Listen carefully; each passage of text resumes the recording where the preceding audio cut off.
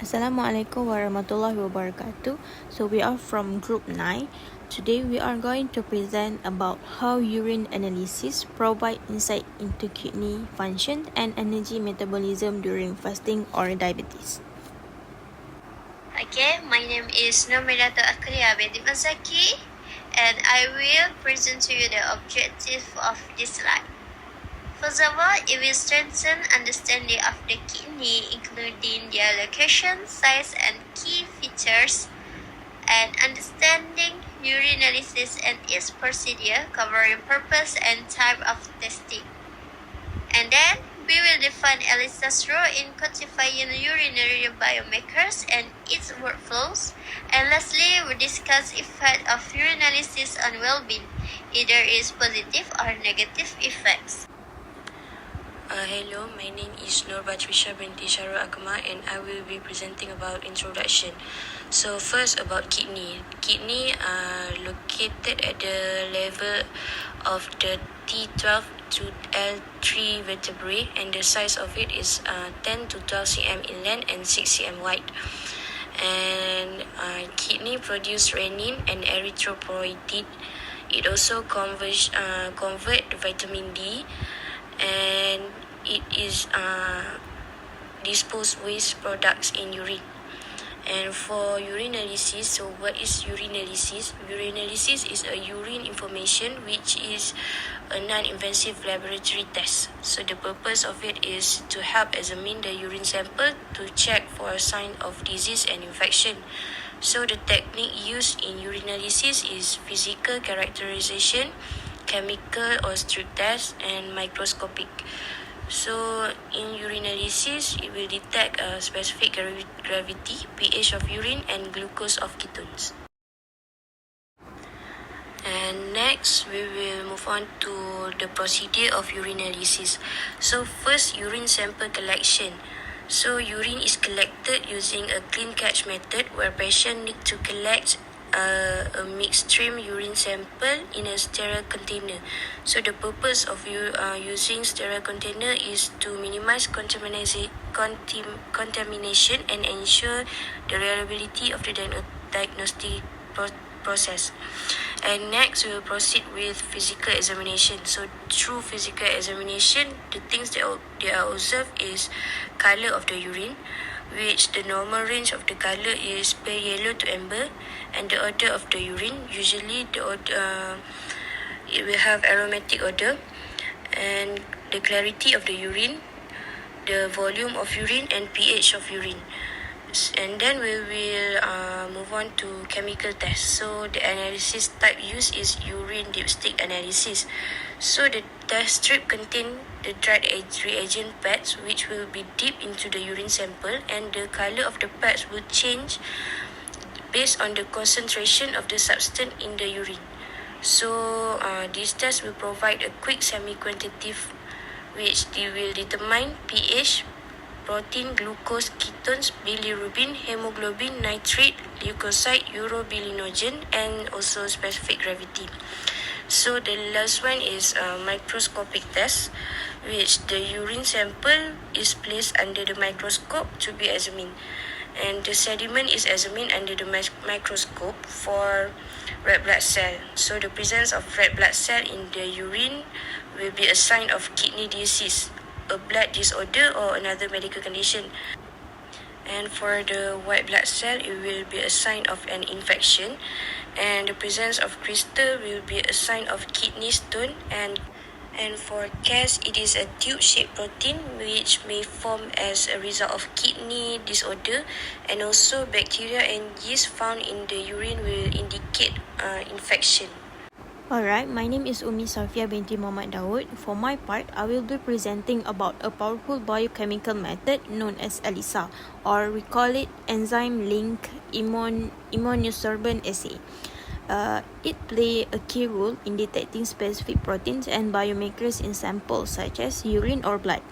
So first, what is ELISA? ELISA is a technique that uses antigen-antibody interaction to detect and quantify proteins or molecules in a sample.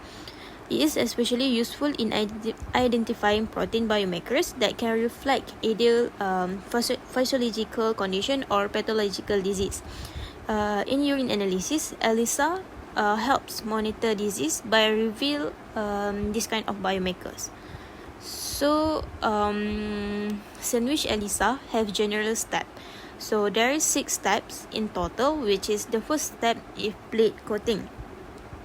This is where a capture antibody is attached to the plate.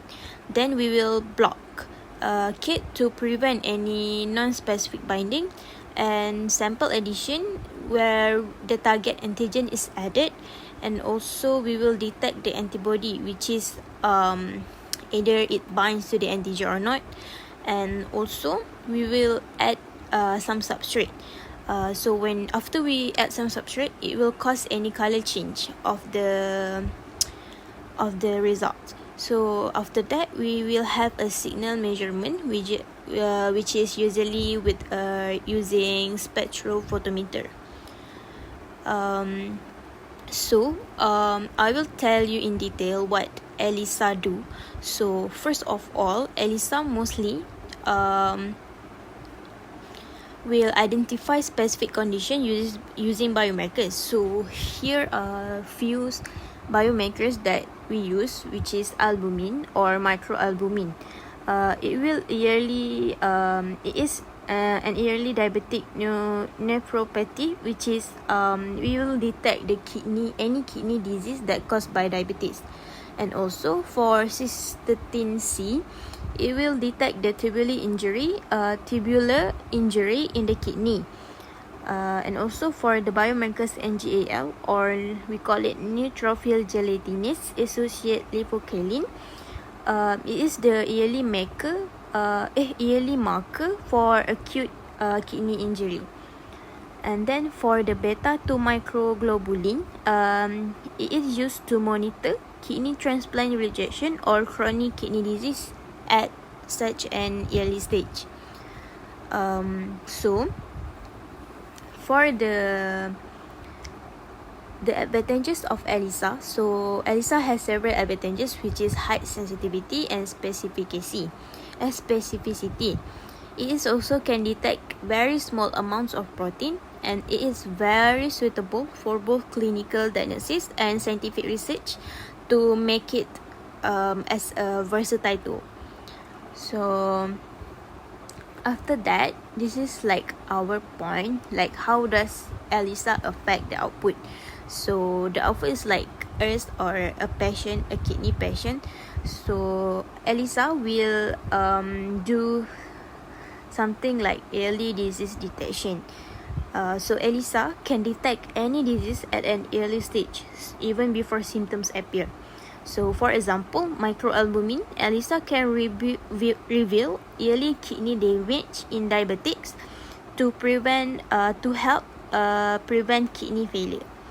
And then it is also fast and cost effective. ELISA will produce result in just a few hours, which is more affordable compared to imaging or genetic tests. So it's making it ideal for large-scale training and public health program. So ELISA is used in most healthcare facilities. So in conclusion, ELISA is very reliable, sensitive, and also efficient method for detecting disease.